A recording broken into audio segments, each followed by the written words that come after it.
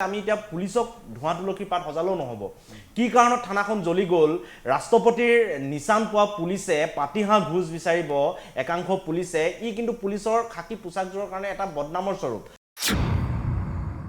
Special ডিজিপিয়ে কৈ আছে পিজু হাজৰিকাই কৈ আছে মৌলবাদী শক্তি তাত জড়িত হৈ আছিল ঘৰ জ্বলাই দিয়াবিলাক থানা জ্বলাই দিয়াবিলাক মৌলবাদী আছিল তাৰ কাৰণে তেখেতসকলক ঘৰ জ্বলাই দিয়া হৈছে এইটোতো আৰক্ষীৰ কাৰণে দুৰ্ভাগ্যজনক কথা মৌলবাদীয়ে বটদ্ৰবা নিচিনা গুৰুজনাৰ সেই ঠাইত ঘৰ বনাই থানা জ্বলাই দিলে তাৰ পিছত পুলিচ প্ৰশাসনে গম পালে যে তেখেতসকল মৌলবাদী শক্তি হৈ আছে গতিকে এইটো নিৰাপত্তাটো কেনেকুৱা আমাৰ নিৰাপত্তাৰ গোটেই স্বৰূপটো আচলতে উদঙাই গৈছে থানাৰ ভিতৰত এছপি আৰু পুলিচে মাৰিব লৰাবিলাকক গুৰুলাগুৰুলকে AK-47 বুকুত লগাই দিব তাৰ পিছত আমি চকুৰে দেখাটোহে প্ৰমাণ দিব পাৰো ভিজুৱেলি আপুনি কি প্ৰমাণ দিব পাৰিব ঘৰবিলাক জ্বলাই দিলে সেই সাধাৰণ মানুহখিনি আৰু পুলিচ কি একে পৰ্যায়ত নেকি অল কায়দাৰ গোট জড়িত হৈ আছে মৌলবাদী জড়িত হৈ আছে এই কথা বতৰাবিলাক পোহৰলৈ আহিছে গতিকে এইবিলাক আচলতে আমাৰ গোটেই ব্যৱস্থাটোৰ কাৰণে খুব কিন্তু সংশয়জনক মৌলবাদী শক্তি এনেকৈ থিতাপিলৈ অসমত থানা জ্বলাই দিছে অস্ত্ৰ ভাণ্ডাৰ জ্বলাই দিছে মানুহ যে সুৰক্ষিত নহয় এই কথাটো প্ৰমাণ হৈছে আৰু এনেকুৱা ধৰণৰ ঘটনাবিলাক চোৰাংচোৱা এটা গৃহ বিভাগ থকাৰ পিছত তেখেতসকলে উমঘাম নাপালে ঘৰ সাজি মাটি দখল কৰি থানা এখন জ্বলাই অস্ত্ৰ শস্ত্ৰ চুৰ কৰি লৈ গ'ল থানাখনৰ পৰা তাকো বটদ্ৰবাৰ নিচিনা এখন ঠাইত তেনেহ'লে ভাবক আমাৰ গোটেই ব্যৱস্থাটো সুৰক্ষা ব্যৱস্থাটো আমাৰ গৃহ বিভাগটো কেনেকৈ চলি আছে যুক্তিবাদলৈ স্বাগতম জনাইছো নমস্কাৰ মই সমুজ্জ্বল দত্ত যুক্তিবাদত আজি আমি আলোচনা কৰিবলৈ লৈছো দুটা দিনৰ ভিতৰত ৰাজ্যত যেটো বিষয়ে চৰ্চা লাভ কৰিছে সেই বিষয়টোই হৈছে বটদ্ৰৱা কাণ্ড বটদ্ৰৱা থানা জ্বলাই দিছিল তাৰ পৰৱৰ্তী সময়ত কেনেকুৱা এটা পৰিস্থিতিৰ সৃষ্টি হৈছিল হে আমি আপোনালোকক দেখুৱাইছো আৰু আপোনালোকে ইতিমধ্যে দেখিছে সংবাদ মাধ্যমৰ জৰিয়তে ৰাজ্যজুৰি জুকাৰণিৰ সৃষ্টি হৈছে কাৰ উচ্চতনিত এনে ধৰণৰ কাৰ্য সংঘটিত হৈছিল কোনে হিংসাত্মক কাৰ্যকলাপ সংঘটিত কৰিবৰ বাবে উদগনি যোগাইছিল কোনোবা তৃতীয় শক্তি জড়িত হৈ আছে নেকি বা আৰক্ষীয়ে বিভিন্ন সময়ত মন্তব্য কৰাৰ দৰে মৌলবাদী শক্তিও ইয়াৰ লগত জড়িত নেকি এই প্ৰশ্নবোৰ সন্মুখলৈ আহিছে এই সন্দৰ্ভত আলোচনা কৰিবৰ বাবে আজি আমি ষ্টুডিঅ'লৈ আমন্ত্ৰণ জনাই আনিছো আমাৰ ষ্টুডিঅ'ত উপস্থিত আছে বিজেপিৰ মুখপাত্ৰ ৰত্ন সিং আদৰণি জনাইছো অনুষ্ঠানলৈ আমাৰ সৈতে ষ্টুডিঅ'ত আছে কংগ্ৰেছৰ জ্যেষ্ঠ মুখপাত্ৰ মেহদি আলম বৰা আদৰণি জনাইছো অনুষ্ঠানলৈ আমাৰ সৈতে ষ্টুডিঅ'ত আছে SFR ৰাজ্যিক সম্পাদক নিৰংকুশ নাথ আদৰণি জনাইছো অনুষ্ঠানলৈ আৰু কিছু সময়ৰ পাছতে আমাৰ ষ্টুডিঅ'ত আহি উপস্থিত হ'ব সদৌ অসম ছাত্ৰ সন্থাৰ সাধাৰণ সম্পাদক শংকৰজ্যোতি বৰুৱা আৰু আমি লাইভত কিছু সময়ৰ পিছতে আমাৰ সৈতে সংযুক্ত হ'ব আমাৰ সাংবাদিক কনক শইকীয়া বটদ্ৰৱাৰ পৰা লাইভত থাকিব আমাৰ সাংবাদিক কনক শইকীয়া ইতিমধ্যে সমগ্ৰ বিষয়টোক লৈ বৰ্তমান সময়লৈকে কি হৈছে আৰু ৰাজ্যবাসীয়ে এই বিষয়টো দেখাৰ পিছত আতংকিত হৈ পৰিছে কিয়নো অসমত যদি এনেকুৱা পৰিস্থিতি হৈ থাকে তেনেহলে অসমখন কোন দিশে গতি কৰিব প্ৰথমতে আৰম্ভ কৰিব বিচাৰিছো বিজেপিৰ মুখপাত্ৰ ৰত্ন সিং বাইদেউৰ পৰা যেহেতু বটদ্ৰৱা কাণ্ড সংঘটিত হোৱাৰ পিছত বিভিন্নজনে বিভিন্ন কথা কৈছে বিভিন্ন মন্তব্য কৰিছে মই আপোনাক সুধিব বিচাৰিছো যে আৰক্ষী থানা জ্বলাই দিবলৈ সাহসকৰ পৰা পালে এনে ধৰণৰ প্ৰশ্ন আহিছে যিসকলে এই কাৰ্য সংঘটিত কৰিছে সেই সকলক লৈ কি ক'ব পোনপ্ৰথমে নমস্কাৰ আপোনালোকক ক'ব বিচাৰিছো যেটো কাণ্ড হৈ গ'ল আপোনাৰ কালি বহুত বেয়া কাণ্ড হৈছে আমি এটো ভালকে এটো মানে গুটে অসম গুটে ভাৰতত এটো নিউজ আহিছে আৰু এইখিনি নিউজটো মানে আমি কন্ডেম কৰিছো একশনছখিনি আৰু সকলোৱে কন্ডেম কৰিছে যোনে সচেতন নাগৰিক হ'ব সিটিজেন হ'ব তেওঁলোকে কন্ডেম কৰিছে না কথাটো হল যে সাহসটো কৰ পৰা পালে বা কি পালে এটা প্ৰপাৰ ইনভেষ্টিগেশন হ'ব যেটো কাস্টোডিয়াল ডেথৰ এলিগেশন আহিছে গভৰ্ণমেন্টৰ ওপৰত বা পুলিচৰ ওপৰত আহি আছে সেইখিনি ওপৰত তদন্ত হ'ব ইনভেষ্টিগেশন হ'ব আৰু ইতিমধ্যে এটা ইন্ডিপেন্ডেন্ট এনকুৱাৰী বাই নেবাৰিং ডিস্ট্ৰিক্টৰ পৰা উচৰীয়া ডিস্ট্ৰিক্টৰ পৰা কোনবা এটা SP ৰেংকৰ জিপি সিংয়ে আজি যে প্ৰেছ কনফাৰেন্স কৰিলে তাতে ইন্ডিপেন্ডেন্ট এটা এনকুৱাৰী বহাব যেটো কাস্টোডিয়াল ডেথৰ কাৰণে এটো হৈ আছে লগতে যেটো পুলিচ থানাটো জ্বলোৱা হল পুলিচ আৰক্ষক মাৰা হল কেছ ফাইলছবোৰ জ্বলোৱা হল ডায়েৰিজবোৰ জ্বলোৱা হল আৰু প্ৰি প্লান মানে ষ্টাইলত আপুনি চাব যে কেৰাচিন মেচ বক্স এই গুটেখিনি লৈ আহি তাতে মহিলাৰ মানে ইনক্লুজন হৈছে মহিলাৰ ইনভলভমেন্ট হৈছে এইখিনি বস্তু আৰু এটা মব আহিছে প্ৰি প্লানিং হিচাপত যেটো আমি মিডিয়াত চাই আছো আমি ঘনে ঘনে আমাৰ ভিডিঅ'ছবোৰ আহি আছে ফেসবুকত নানা ধৰণৰ ধৰণৰ ভিডিঅ'জ আহিছে সেইখিনি চাব বিচাৰিলে আজি সেইখিনি জিপি সিঙে কৈছে যে এটা এছআইটি গঠন হৈছে আৰু এছআইটি গঠন হোৱাৰ পিছত এইটো হ'ব পাৰে যে বগাইগাঁও বৰপেটা ধুবৰীত কিবা জিহাদী সংগঠনৰ কামবোৰ হৈ আছে তাতে এটা সেপাৰেট ইনভেষ্টিগেশ্যন চলি আছে সো এইটো এছআইটিত সেইখিনিও ইনক্লুড হ'ব সিডিআৰ এইবোৰ যিবোৰ এতিয়া আজি ধৰা পৰিছে 22 জন এই 22 জন ধৰা পৰিছে তেওঁলোকৰ কেছ ডায়েৰী ইনভেষ্টিগেশ্যন হ'ব আইপিডিআৰ ইনভেষ্টিগেশ্যন হ'ব আৰু যদি ক'বাত সেপাৰেট এটা ইনভেষ্টিগেশ্যন জেহাদী গ্ৰুপৰ কাৰণে চলি আছে তাতে তেওঁলোকৰ যদি কিবা মেইল আছে সেইখিনি মিলি যায় তেনেহলে তেওঁলোকৰ আনলফুল প্ৰিভেনশ্যন এক্ট যেটো আছে সেইখিনিও লাগিব আৰু এইখিনি নন বেলেবল অফেন্স এটা বহু ডাঙৰ কথা হ'ব সো এইখিনি আজি এটা ডাঙৰ সাহসৰ কথা আজি মই সৰকাৰ বিজেপিৰ আছে বা কংগ্ৰেছ যাৰে হওক কিন্তু কাবাৰ সাহস হ'ব নালাগে মবৰ এটা সাহস হ'ব নালাগে কমন ৰাইজৰ সাহস হ'ব নালাগে যে পুলিচক গৈ মেলি তুমি থানাটো জ্বলাব লাগে আমি আইন হাতত কিয় ল'ম সেইখিনি ডাঙৰ বস্তু আৰু সেইখিনি প্ৰপাৰ এটা তদন্ত হ'ব এছআইটি গঠন হৈ গৈছে এছআইটি গঠন হোৱাৰ পিছত উপাৰো মানে আনলফুল প্ৰিভেনশ্যন এক্টৰ এটা স্কোপ আহি গৈছে জিপি সিঙে কৈছে আৰু গুটেখিনি এটা সিজিল ধৰণে চলি আছে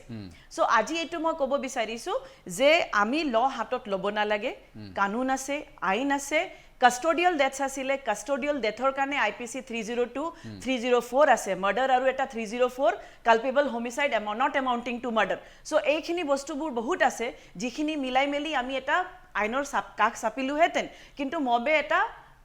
আক্ৰমণ কৰি দিলে সো ইনভেষ্টিগেশ্যন ইন্ডিপেন্ডেন্ট কাস্টোডিয়াল ডেথৰ ওপৰত এছআইটি এই গুটে মাবৰ যেটো কাহিনীটো হৈছে মই এবাৰ যাব বিচাৰিছো এছএফআই ৰাজ্যিক সম্পাদক নিৰংকুশ নাথ আছে নিৰংকুশ নাথ ডাঙৰীয়া যিখিনি কথা ইতিমধ্যে ৰত্ন সিং বাইদেৱে কৈছে বিজেপিৰ মুখপাত্ৰগৰাকীয়ে কৈছে মই আপোনাক সুধিব বিচাৰিম যে থানা জ্বলোৱাৰ পিছত বহু ৰহস্যজনক তথ্য পোহৰলৈ আহিছে বুলি ইতিমধ্যে আৰক্ষীয়ে মন্তব্য কৰিছে মই আপোনাক সুধিব বিচাৰিছো যে এই হিংসাত্মক কাৰ্যৰ আঁৰত কোনোৱে কৈছে যে তৃতীয় শক্তি জড়িত হৈছে একেটা সময়তে আৰু এটা প্ৰশ্ন উত্থাপন হৈছে যে বটদ্ৰৱাৰ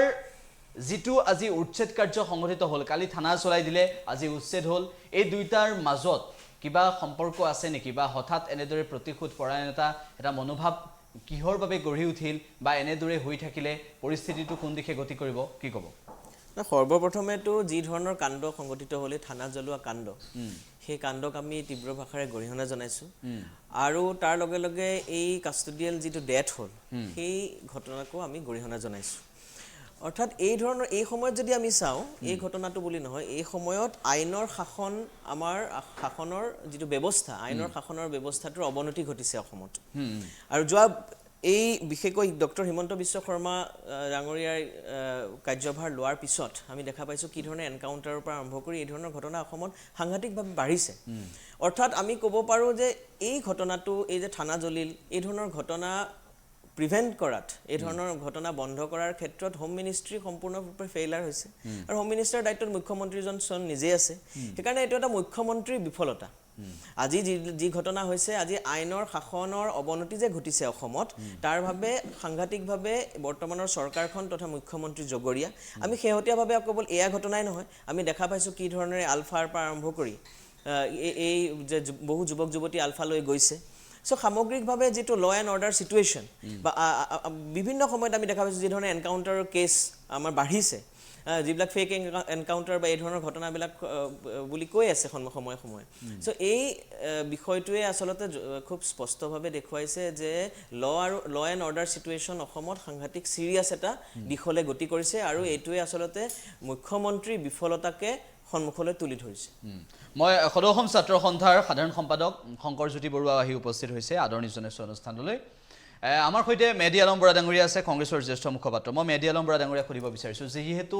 কালি সেই পৰিস্থিতিটো হ'ল শনিবাৰ দিনটোত সেই পৰিস্থিতি হ'ল থানা জ্বলাই দিলে তাৰ পিছত কেনেকুৱা এটা অৱৰ্ণনীয় পৰিস্থিতিৰ সৃষ্টি হৈছিল কেনেদৰে থানা জ্বলাই দিবলৈ যোৱা পৰিলক্ষিত হৈছিল সেয়া সকলোৱে দেখিছে কিন্তু আজি দিনটোত উচ্ছেদ অভিযান চলোৱা পৰিলক্ষিত হ'ল আৰু এই দুটা কাৰ্যৰ পৰৱৰ্তী সময়ত মৌলবাদী শক্তি জড়িত হৈ আছে বা এনেধৰণৰ বহু ইতিমধ্যে তথ্য পোহৰলৈ আহিছে কংগ্ৰেছৰ তৰফৰ পৰা কি ক'ব বিচাৰিব চাওক আমি আগৰ পৰা গুৰিলৈকে গোটেইকেইটা ঘটনাক গৰিহণা দিছোঁ আমাৰ দলৰ ফালৰ পৰা ইতিমধ্যে এই গোটেই পৰিৱেশটোৰ লগত যি ধৰণেৰে সম্পৰ্কিত আটাইয়ে গৰিহণাৰ যোগ্য বুলি আমি কৈছোঁ কাৰণ যিকোনো কাৰণতে নহওক প্ৰশাসনৰ ওপৰত হাত উঠাবলৈ যোৱাটো একেবাৰে এটা অসাংবিধানিকেই নহয় যে মানে গোটেই অক্ষমনীয় অপৰাধ হয় অশোভনীয়তো হয়েই আৰু দ্বিতীয়তে মানে এইটো কোনো কাৰণতে কাম্য নহয় কাৰো কাৰণ যিসকলে আইন শৃংখলা সুৰক্ষিত ৰাখে তেখেতসকলৰ ওপৰত হাত তোলা তেখেতসকলৰ থানাখন জ্বলাই দিয়া এই গোটেই থানা জ্বলাই দিয়াৰ গোটেই কথাখিনিক আমি তীব্ৰ ভাষাৰে গৰিহণা দিছোঁ লগে লগে আমি এই কথাটোও কৈছোঁ যে পুলিচৰ কাষ্টডিত এজন জীৱন্ত মানুহ অসুস্থ মানুহ ধৰি লৈ যোৱাৰ পিছত তেওঁক মৃত বুলি ঘোষণা কৰা হৈছে সেইটোও কিন্তু এটা সাংঘাতিক কথা এখন গণতান্ত্ৰিক দেশত কাষ্টডিয়ান ডেথ এজন মানুহক ধৰি লৈ গৈ পুলিচে জেৰা কৰিব পাৰে পুলিচে তেওঁক বন্দী কৰি ৰাখিব পাৰে পুলিচে তেওঁক চালান দিব পাৰে পুলিচে তেওঁক জেললৈ পঠাব পাৰে কিন্তু মাৰি পেলাব পৰাৰ যিটো অভিযোগ উত্থাপন হৈছে সেই অভিযোগটো আজি প্ৰাথমিক অৱস্থাত হয়তো তদন্ত হ'লে তাৰ গোটেই কথাখিনি ওলাব নিৰপেক্ষ তদন্ত হ'লে কিন্তু প্ৰাথমিক দৃষ্টিত এই গোটেই কথাটোৱে সমগ্ৰ অসমখনক আজি জোকাৰি গৈছে মোৰ শেষ হোৱা নাই কথাটো তাৰপিছত আৰু এটা কথা হ'ল যে এই দুটা ঘটনাৰ লগত ৩ নম্বৰ হৈ যায় এতিয়া যিসকলে থানাত আক্ৰমণ কৰিছে তেওঁলোকক গ্ৰেপ্তাৰ কৰা হওক কোনো কাৰণতে তেওঁলোকক ৰেহাই দিয়া নহওক কিন্তু গ্ৰেপ্তাৰ কৰিবলৈ যোৱা দুজন মানুহৰ ঘৰত বুলডোজাৰ লগাই পেলাই ঘৰ ভাঙি দিব এইটো কি ধৰণৰ জংগল ৰাজ যে মানুহক গ্ৰেপ্তাৰ কৰাৰ অধিকাৰ আছে তেতিয়াহ'লে এইটো ক'ব লাগিব নেকি যে যিকেইজন পুলিচে আজি যিকেইজন পুলিচৰ ওপৰত হত্যাৰ অভিযোগ উঠিছে তেওঁলোকৰ ঘৰবিলাকো জ্বলাই দিয়া হওক বুলি এইটো এটা যুক্তি দিব পৰা হ'ব নেকি গতিকে কথা হ'ল যে চৰকাৰে যি ধৰণেৰে গোটেই বিষয়টোক গ্ৰহণ কৰি টেকেল কৰিব লাগিছিলে সেই গোটেইখিনিতে বিফল হৈছে আৰু যিটো ডেমক্ৰেটিক আৰু সাংবিধানিক যিটো বিধি ব্যৱস্থা সেই বিধি ব্যৱস্থাটোত পুলিচৰ ক্ষেত্ৰত দুবাৰকৈ ভংগ হোৱা আমি দেখিছোঁ যে প্ৰথমতে এজন মানুহক আনি মাৰি দিছে আৰু তাৰপিছত সেই মাৰি দিয়া বুলি অভিযোগ কৰিছে তেওঁলোকৰ পৰিয়ালবৰ্গই স্থানীয় ৰাইজে আৰু পিছত গ্ৰেপ্তাৰ কৰাৰ মাজৰে মানুহ দুজনৰ ঘৰ জ্বলাই দিয়া হৈছে আৰু তাৰ মাজত মই আকৌ দোহাৰিছোঁ যে পুলিচৰ থানা আক্ৰমণটো কোনো কাৰণতেই গ্ৰহণযোগ্য নহয় আৰু ইয়াক আমি গৰিহণা দিছোঁ মই অসম ছাত্ৰ সন্থাৰ সাধাৰণ সম্পাদক শংকৰজ্যোতি বৰুৱা আছে বটদ্ৰৱা কাণ্ডক লৈ কি ক'ব বিচাৰিব আছুৰ তৰফৰ পৰা বটদ্ৰৱা কাণ্ডটো আচলতে খুব গৰিহণাযোগ্য জনতাৰ কাৰণে যিখন সেৱাৰ থলী বা আমি যিখন থানা বুলি কওঁ সেই থানাখন উন্মুক্ত জনতাই জ্বলাই দিছে এইটো কেতিয়াও গ্ৰহণযোগ্য হ'ব নোৱাৰে আৰু এছাম এনেকুৱা মানুহ থাকে যেতিয়া এনেকুৱা ধৰণৰ দ্বন্দ্ব হয় বা কাজিয়া হয় তেতিয়া সেই মানুহবিলাকে আচলতে পৰিকল্পিতভাৱে তেনেকুৱা এটা সিচুৱেশ্যন বা তেনেকুৱা এটা পৰ্যায়লৈ লৈ যাবৰ কাৰণে তেখেতসকলে তেনেকুৱা ধৰণৰ কাম কাজ কৰে আৰু বটদ্ৰৱা কাণ্ডটো ঠিক তেনেকুৱা বুলি মই ভাবিছোঁ যে যিসকলে থানাত অগ্নিসংযোগ কৰিলে খুব পৰিকল্পিতভাৱে কাম কাজখিনি কৰিলে কাৰণ তেখেতসকলে মহিলাক প্ৰথমতে আগবঢ়াই দিছে শিশুসকলক আগবঢ়াই দিছে আৰু তেখেতসকলে পাছফালে থাকি গোটেই কাম কাজখিনি কৰিছে গতিকে ইয়াত নিশ্চিতভাৱে পৰিকল্পিতভাৱে পূৰ্ব পৰিকল্পিতভাৱে তেখেতসকলে জানি বুজি গোটেই কামটো সংগঠিত কৰিছে আৰু যিসকলে গোটেই কামটো সংগঠিত কৰিছে মোৰ ধাৰণা সেইসকলে হয়তো মূল যিটো কেছ সেই কেছটোৰ লগত তেখেতসকলে সংযুক্ত নহয় বা নাজানেও কেৱল উন্মুক্ত হৈ পেলাই কেনেকৈ থানাখন জ্বলাই পৰিস্থিতিটো বেয়া কৰিব পাৰি তাৰ কাৰণে চিন্তা চৰ্চা কৰিছে ই কেতিয়াও আমাৰ গণতান্ত্ৰিক দেশৰ কাৰণে শুভ লক্ষণ নহয় এইটো এটা নিন্দনীয় কাম আৰু ইয়াৰ লগত জড়িত যিসকল ব্যক্তি আছে সেইসকলক উচিত শাস্তি ব্যৱস্থা গ্ৰহণ কৰিব লাগে চৰকাৰে আৰু লগে লগে আমি আৰু এটা কথা ক'ব বিচাৰিছোঁ যে আমি এতিয়া পুলিচক ধোঁৱা তুলসী পাত সজালেও নহ'ব কি কাৰণত থানাখন জ্বলি গ'ল ৰাষ্ট্ৰপতিৰ নিচান পোৱা পুলিচে পাতিহাঁহ ঘোচ বিচাৰিব একাংশ পুলিচে ই কিন্তু পুলিচৰ খাকী পোচাকযোৰৰ কাৰণে এটা বদনামৰ স্বৰূপ আৰু ইয়াৰ লগে লগে এটা কথা আজি যে স্পেচিয়েল ডিজিপিয়ে কৈ আছে পীযুষ হাজৰিকাই কৈ আছে মৌলবাদী শক্তি তাত জড়িত হৈ আছিল ঘৰ জ্বলাই দিয়াবিলাক থানা জ্বলাই দিয়াবিলাক মৌলবাদী আছিল তাৰ কাৰণে তেখেতসকলক ঘৰ জ্বলাই দিয়া হৈছে এইটোতো আৰক্ষীৰ কাৰণে দুৰ্ভাগ্যজনক কথা মৌলবাদীয়ে বটদ্ৰৱা নিচিনা গুৰুজনাৰ সেই ঠাইত ঘৰ বনাই থানা জ্বলাই দিলে তাৰপিছত পুলিচ প্ৰশাসনে গম পালে যে তেখেতসকল মৌলবাদী শক্তি হৈ আছে গতিকে এইটো নিৰাপত্তাটো কেনেকুৱা আমাৰ নিৰাপত্তাৰ গোটেই স্বৰূপটো আচলতে উদঙাই গৈছে মৌলবাদীয়ে ঘৰ বনাই থানা আক্ৰমণ কৰি অস্ত্ৰ ভাণ্ডাৰ জ্বলাই দিলে তাৰপিছত চৰকাৰে গম পাইছে যে এইসকল মৌলবাদী নে সেই আক্ৰমণ কৰা মানুহখিনি মুছলমান হোৱাৰ কাৰণে মৌলবাদী ক'লে মই কথাটো নাজানো কিন্তু গোটেই কথাটো হৈছে যে ইয়াত গৃহ বিভাগ চোৰাংচোৱা পুলিচৰ গাফিলতি আছে আৰু একে সময়তে ৰাষ্ট্ৰপতিৰ পদক পোৱা পুলিচে নিজৰ থানাখন নিজৰ অস্ত্ৰ ভাণ্ডাৰটো তেখেতসকলে ৰক্ষণাবেক্ষণ দিব পৰা নাই ইয়াতকৈ আৰু দুৰ্ভাগ্যজনক কথা নাই আৰু এই পুলিচ কাষ্টডিয়ানত যে এজন মানুহৰ মৃত্যু হ'ল আতিশায্য চলালে আজিৰ তাৰিখত কিন্তু পুলিচে যিসকলে সন্মুখৰ পৰা বা যিসকলে পুলিচৰ সেই আতিশায্য পাইছে সেইসকলে নিশ্চিতভাৱে জানিব যে হিমন্ত বিশ্ব শৰ্মা অহাৰ পিছত কিন্তু পুলিচৰ যিটো পাৱাৰ আছিল সেই পাৱাৰটো কিন্তু এতিয়া ছুপাৰ পাৱাৰ হৈ গৈছে কাৰণ এটা কথা জানিব লাগিব যে পুলিচ জনহিতাৰ্থে জনতাৰ লগত যদি এই ধৰণে বাৰে বাৰে তিক্ততাপূৰ্ণ সম্পৰ্ক হৈ থাকে কিন্তু আহি থাকিবলগীয়া দিনবিলাক প্ৰশাসনিক ব্যৱস্থাটো আইন শৃংখলা ব্যৱস্থাটো কিন্তু সুন্দৰভাৱে নাযাব কাৰণ মই আগতেও কৈ আছোঁ যে এতিয়া সৰ্বাধিক আটাইতকৈ আলোচনা হৈ থকা বিষয়টো আপুনি চাব যে পুলিচৰ যিটো গুণ্ডামি পুলিচে আমুক কৰিলে পুলিচে তামুক কৰিলে এনেকুৱা ধৰণৰ কথা বতৰাবিলাকতে বেছিকৈ আলোচনা হৈ আছে কি কাৰণে আলোচনা হ'বলৈ পাইছে বাৰে বাৰে মুখ্যমন্ত্ৰী ডিজিপিয়ে সকলোৱে কৈ থাকে যে জনতাৰ লগত এটা সুসম্পৰ্ক কৰক সেই সুসম্পৰ্কটো নিশ্চিতভাৱে কৰিব পৰা নাই তেখেতসকলৰ যিটো পাৱাৰ আছে সেই পাৱাৰটো মিছ ইউজ কৰিছে এই কথা বতৰাবিলাক আমি কিন্তু স্বচক্ষে প্ৰত্যক্ষ কৰিছোঁ কাৰণ কিছুদিনৰ আগত ডিব্ৰুগড়ত আমাৰ ছাত্ৰ সন্থাৰ কৰ্মীসকলৰ লগত পুলিচে কিন্তু এনেকুৱা ধৰণৰ কাম কাজ কৰিছে সকলো পুলিচ বিষয়া নহয় একাংশ পুলিচ বিষয়াৰ কিন্তু মানসিকতাটো কিন্তু সলনি কৰিবলৈ হ'ল সেই একাংশ পুলিচ বিষয়াৰ কাৰণে সমগ্ৰ পুলিচ গোটেই খাকি পোছাকধাৰী গোটেই ব্যৱস্থাটোৰ প্ৰতি কিন্তু মানুহৰ এতিয়া কিন্তু অনীহা উপজিব আৰু তেখেতসকলে যে আতিশায্য কৰে সেইটো সত্য কথা আতিশায্য কৰে আৰু তেখেতসকলৰ পাৱাৰটো আচলতে ছুপাৰ পাৱাৰ কৰি দিয়া হৈছে যাৰ কাৰণে জনতাৰ লগত তেখেতসকলৰ সম্পৰ্কটো তিক্ততাপূৰ্ণ হৈছে আৰু এই তিক্ততাপূৰ্ণ সম্পৰ্কটো কিন্তু ভৱিষ্যতৰ কাৰণে শুভ লক্ষণ নহয় কাৰণ এখন থানাত 7জন বা 8জন পুলিচ বিষয়া থাকে তেখেতসকলক জনসাধাৰণে সমীহ কৰি চলে জনসাধাৰণৰ লগত এটা ভাল সম্পৰ্ক থাকে কাৰণে গোটেই আইন শৃংখলা ব্যৱস্থাটো নিয়ন্ত্ৰণ কৰি থাকিব পাৰে আৰু যদি সম্পৰ্কটো তিক্ততাপূৰ্ণ হয় জনতাক যদি আতিশায্য চলাবলগীয়া হয় তেনেহ'লে কিন্তু এনেকুৱা ধৰণৰ প্ৰত্যাক্ৰমণবিলাক হ'ব গতিকে এইবিলাক পুলিয়ে পুখাই উৎখাত কৰিব লাগিব আৰু লগে লগে পুলিচ আৰু জনতাৰ মাজৰ যিটো সম্পৰ্ক সেই তিক্ততাপূৰ্ণ সম্পৰ্কটো নাইকিয়া কৰিব লাগিব আৰু এটা ভাল সম্পৰ্কৰে আগবাঢ়ি গ'লেহে আইন শৃংখলাবিলাক আমি ভালকৈ ৰাখিব পাৰিম এই কথা বতৰাবিলাকৰ ওপৰত কিন্তু মুখ্যমন্ত্ৰী হওক পুলিচ বিভাগৰ উচ্চ পদস্থ বিষয়াসকলে চকু দিব হ'ল আৰু এই গোটেই ঘটনাটোত কিন্তু পুলিচ জগৰীয়া এই কথাটো সকলোৱে তেওঁলোকে স্বীকাৰ কৰিব লাগে গৃহ বিভাগ জগৰীয়া এই গোটেই কথা বতৰাবিলাক স্বীকাৰ কৰিব লাগে আৰু যিমানেই মৌলবাদী জড়িত হৈ আছিল মৌলবাদী থকাৰ কাৰণে ঘৰবিলাক ভাঙি দিয়া হৈছে এনেকুৱা কথা বতৰা কৈ থাকিব সিমানে মানুহৰ মনত কিন্তু ভয় সন্দেহ উপজিব কাৰণ মৌলবাদী থকাৰ পিছত চোৰাংচোৱা গৃহ বিভাগে গম নাপালে ইয়াতকৈ আৰু লাজৰ কথা নাই কাৰণ ৰাষ্ট্ৰপতিৰ পদক পাইছে এই কথাটো পুলিচে কিন্তু মনত ৰখা উচিত নিশ্চয় ৰত্না সিং বাইদেউ শংকৰজ্যোতি বৰুৱাই সদৌ অসম ছাত্ৰ সন্থাৰ সাধাৰণ সম্পাদকগৰাকীয়ে যিকেইটা কথা কৈছে যে পুলিচক ছুপাৰ পাৱাৰ দিয়া হৈছে আৰু তাৰ পৰৱৰ্তী সময়ত আৰক্ষীৰ নিচান লাভ কৰা অসম আৰক্ষীয়ে যদি পাতিহাঁহৰ ঘোষ বিচাৰে তেনেকুৱা এখন অসমত আমি কি আশা কৰিব পাৰোঁ এনেধৰণৰ মন্তব্য কৰিছে ৰত্না সিং বাইদেউৰ মই বক্তব্যটো ল'ম তাৰ পিছতে আমি বটদ্ৰৱালৈ লাইভত যাম ৰত্না সিং বাইদেউ তেওঁ যিটো কথা কৈছে তেওঁৰ কথা কিছুমান মই মান্তি হৈছোঁ এগ্ৰি কৰিছোঁ যে ৰিভেম্পিঙৰ বহুত দৰকাৰ কাৰণ আজি ডাইৰেক্ট এটা কানেকশ্যনত পুলিচে ৰাইজৰ লগত থাকে আজি আমাৰ পুলিচেতো আজি ৰাতি কিবা হ'লে আমিয়ে মাতোঁ তো হেল্পো বহুত কৰে একাংশ আমাৰ যদি 100%ত আমি 80% হেল্পে পাওঁ বাট কিছুমানৰ কাৰণে গোটেই এটা ডিপাৰ্টমেণ্টে বদনাম হৈ যায় চ' আজি এইটো ইনভেষ্টিগেশ্যন হ'ব যে এলিগেশ্যন ৱাইফে লগাইছে যে 10,000 টকা আৰু হাঁহ বিচাৰিছিলে চ' সেইখিনি এটা ইনভেষ্টিগেশ্যন হোৱাৰ পিছত কনফাৰ্ম হ'ব যে কি এলিগেশ্যনটো ৰাইট হয় বা ৰং হয় সেইখিনি হ'ব নিশ্চয় হ'ব তাৰপিছত ইয়াত ৰিভেম্পিং অফ পুলিচটো চলি আছে কাৰণ পুলিচোতো হিউমেন বিং তেওঁলোকোতো মানৱ ভাল আৰু বেয়া দুটাই থাকিব চ' আজি তেওঁলোকক ভাল কৰাৰ কাৰণে প্ৰচেষ্টা এটা চলি আছে আৰু চলি থাকিব আৰু এইটোৰ কাৰণে আমি কৃতিবদ্ধ আমি প্ৰতিশ্ৰুতি আমাৰ আছে যে আমি ডেফিনেটলি চেঞ্জ আনিম আৰু বিজেপি চৰকাৰ আমাৰ মুখ্যমন্ত্ৰী ডাঙৰীয়া হিমন্ত বিশ্ব শৰ্মা এটা ডাইনামিজম আছে ডেফিনেটলি চেঞ্জ আহিব আৰু আমি এইটো গুড গভৰ্নেন্সৰ এটা পাৰ্ট বুলি ভাবোঁ কাৰণ পুলিচ আৰু ডিপাৰ্টমেণ্ট যদি ভাল হয় তেনেহ'লে এটা ৰাইজৰ বিৰাট সকাহ আৰু ৰিলিফ থাকে যদি পুলিচৰ ওপৰত ডাউট আহি যায় তেনেহ'লে যিমানে আপুনি ভাল গভৰ্নেন্স আনক আপোনাৰ কোনো লাভ নহ'ব বাট এতিয়া 80% নিয়েৰলি 85-90% আমি ৰিলিফো পাই আছোঁ এতিয়া আপুনি আৰু এটা কথা চাব লাগিব যে পুলিচৰ পাৱাৰ বাঢ়িছে বা যিয়ে হওক যেনেকৈ ৰাইজে চাই আছে সেইখিনি বেলেগ বেলেগ এংগেলৰ বেলেগৰ কথা আছে বহুত ৰাইজে সকাহো পাইছে আজি আপুনি চাব 16th মে ৰিচেণ্টলি 2022 নিয়েৰলি 130 crores ড্ৰাগছ জব্দ হৈছে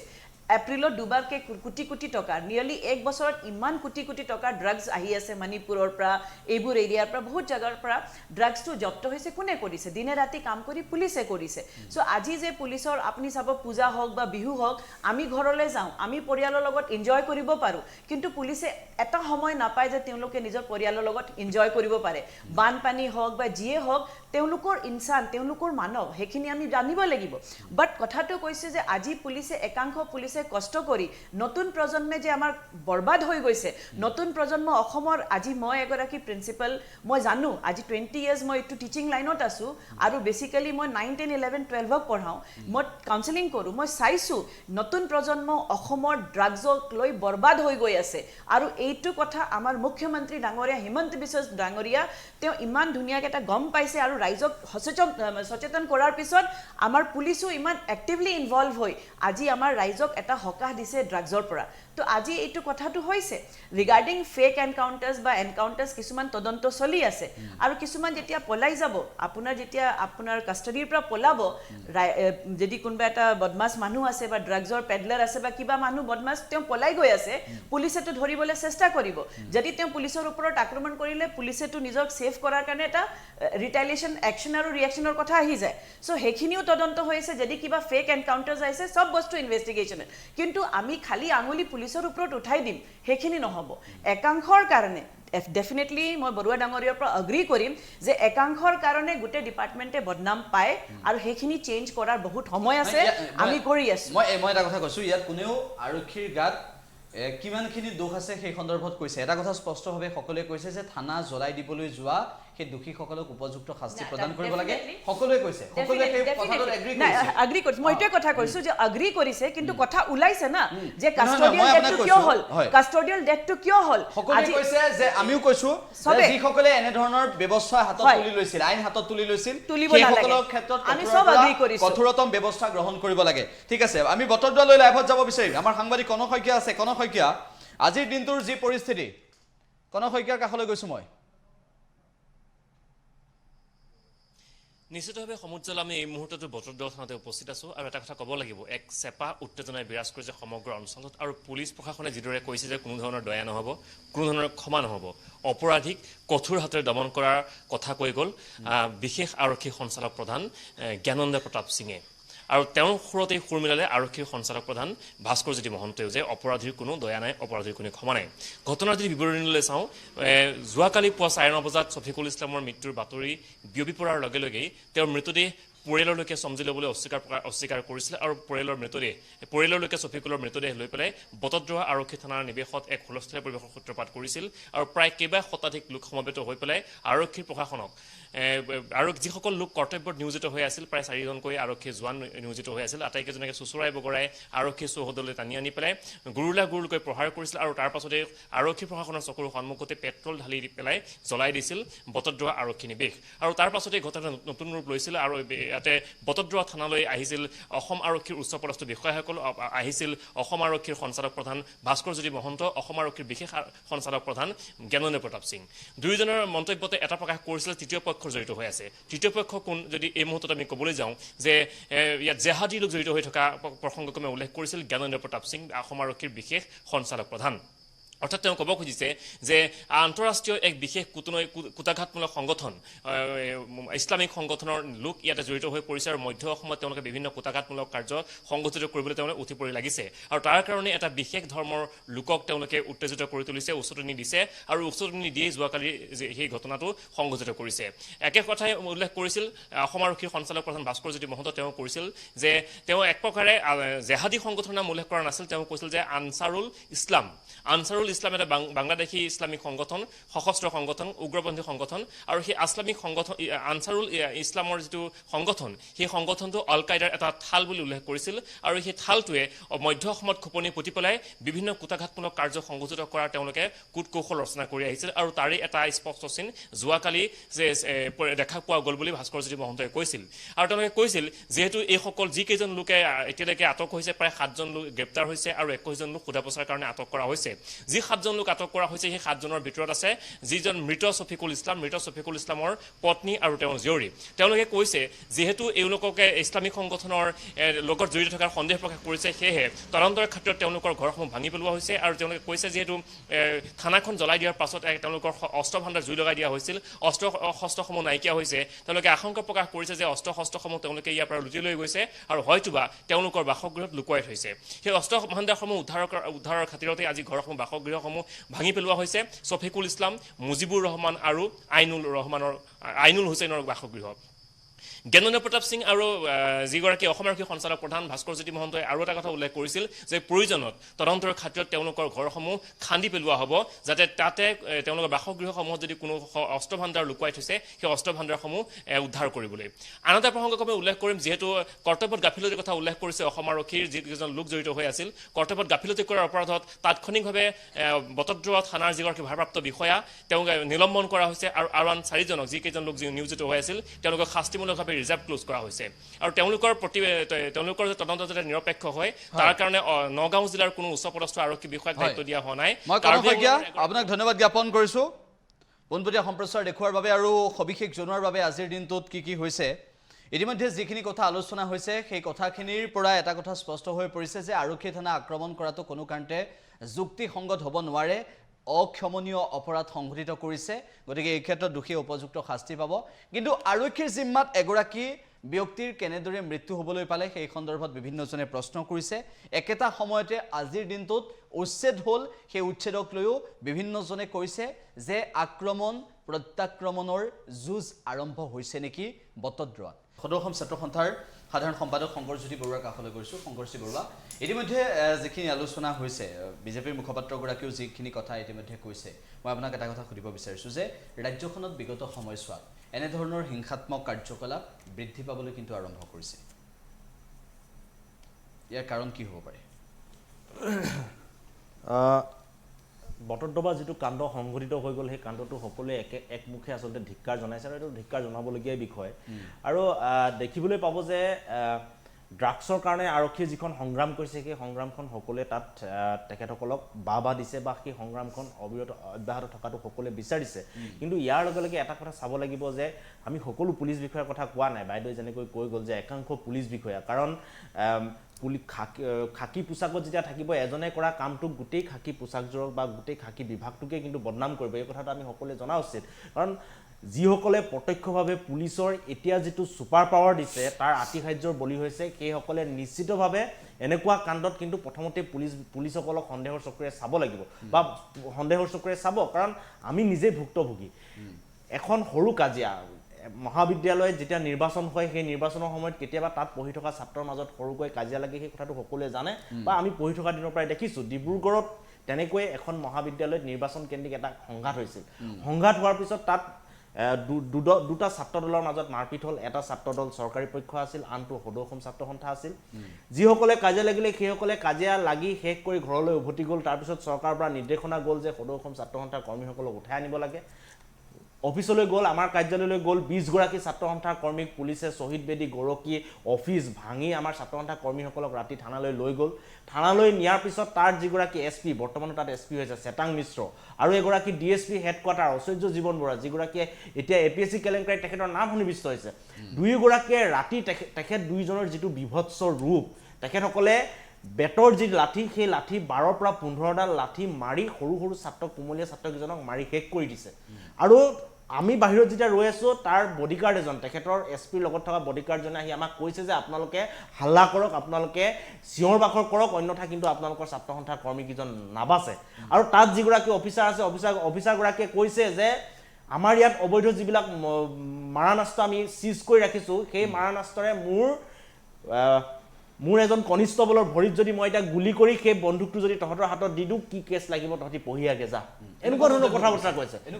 এনেকুৱা মন্তব্য কৰিছে। আৰু সেই মন্তব্যৰ সাক্ষী আছে। আৰু সেই মন্তব্যবিলাক যেতিয়া আমি পৰৱৰ্তী সময়ত দিলোঁ তেতিয়া DCয়ে এখন কমিটি গঠন কৰি দিলে। কমিটিখনত এগৰাকী ADCক দিলে। ADCয়ে আমাক ক'লে যে তথ্যৰ প্ৰমাণ দিয়ক। থানাৰ ভিতৰত SP আৰু পুলিচে মাৰিব আৰু ল'ৰাবিলাকক গুৰুলাগুৰুলকৈ AK-47 বুকুত লগাই দিব, তাৰপিছত আমি চকুৰে দেখাটোহে প্ৰমাণ দিব পাৰোঁ, ভিজুৱেলি আপুনি কি প্ৰমাণ দিব পাৰিব? একো প্ৰমাণ দিব নোৱাৰে। আৰক্ষীৰ হাতত সেই পাৱাৰখিনি আছে। গতিকে এতিয়া আৰক্ষী তেনেকুৱা এটা পৰ্যায়ত আছে। আৰু সেই সময়তে কৈছে যে তহঁতৰ যদি বাচিবলৈ মন আছে GP সিঙৰ লগত কথা পাতগে যা, বাচিবলৈ যদি মন আছে অভিভাৱক মন্ত্ৰীৰ লগত কথা পাতগে যা। এতিয়া তেনেকুৱা এটা পৰ্যায়ত চলি আছে। গতিকে সেই আতিশায্যবিলাকৰ যিবিলাক বলি হৈছে সেইবিলাকে আৰক্ষীৰ কথা বতৰাবিলাক জানিব বা আৰক্ষীৰ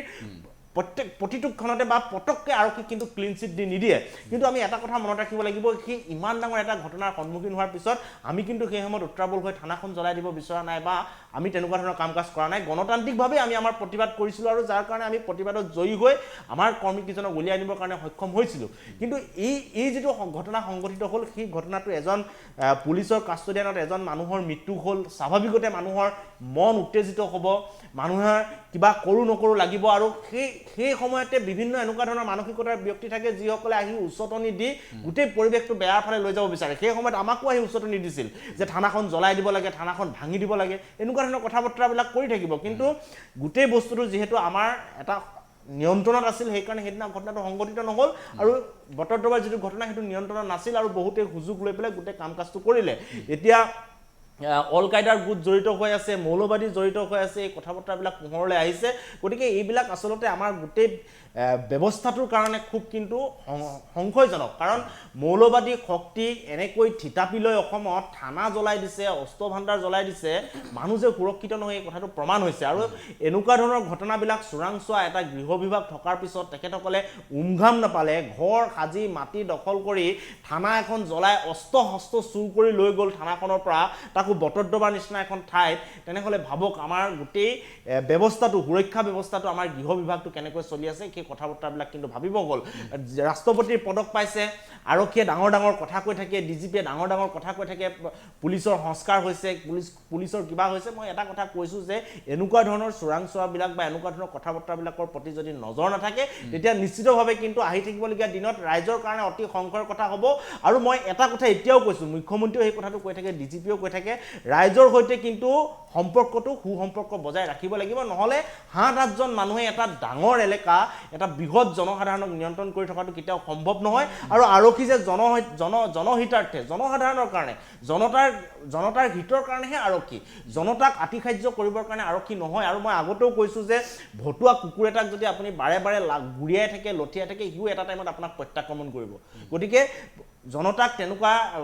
অসহায় বুলি ভাবি আতিশায্য যদি বাৰে বাৰে কৰি থাকে জনতাৰ এটা সময়ত মন মগজুত ক্ৰিয়া কৰিলে প্ৰত্যাক্ৰমণ হ'ব গতিকে এই কথা বতৰাবিলাক পুলিচে নাইকিয়া কৰিব লাগে সকলো পুলিচ বিষয়া কিন্তু নহয় দেই মই এতিয়াও কৈছোঁ এতিয়াও অসমত ভাল পুলিচ বিষয়া আছে যিসকলৰ কাৰণে পুলিচে সেই ৰাষ্ট্ৰপতি পদকৰ নিচানৰ নিচিনা পদক পাবৰ কাৰণে সক্ষম হৈছে সন্মান পাবৰ কাৰণে সক্ষম হৈছে কিন্তু একাংশ পুলিচ বিষয়াৰ কাৰণে একাংশ বেয়া মানসিকতাৰ পুলিচ বিষয়াৰ কাৰণে গোটেই পুলিচ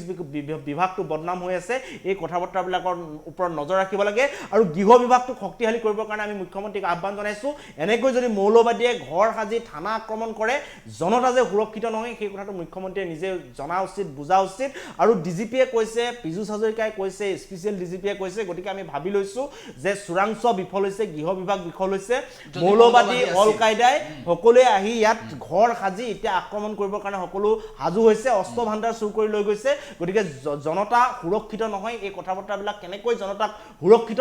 সুৰক্ষিত যে আমি হয় সেই এছুৰেঞ্চটো আমাক কেনেকৈ দিব সেই কথা বতৰাবিলাক মুখ্যমন্ত্ৰীক জনাব হয় কথাটো এনেকুৱা যে এই কাষ্টডিয়েল ডেথ যিটো হৈছিলে ছফিকুল নামৰ ল'ৰাজনক